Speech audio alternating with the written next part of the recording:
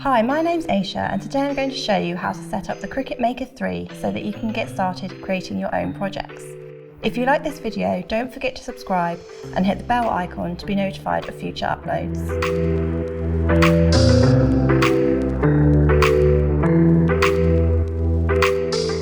Carefully take the Cricut Maker 3 out of the box and remove any packaging.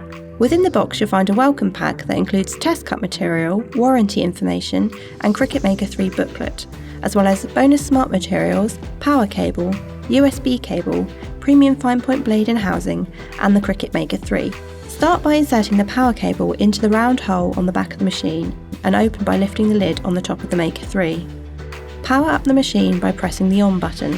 Download the free Cricut Design Space app onto your laptop, PC, mobile, or tablet device. If you've not already got one, create a Cricut ID by filling out all of the required fields. If you do already have an ID, log into your account.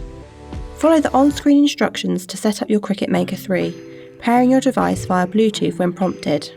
Any machine or firmware updates will then take place. Follow the on-screen instructions to install these.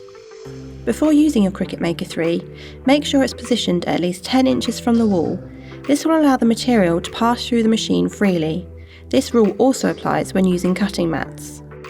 Select Continue and carry out a test cut using the supplied material within the welcome pack. Follow the on-screen instructions to load the vinyl into the machine and begin the cut.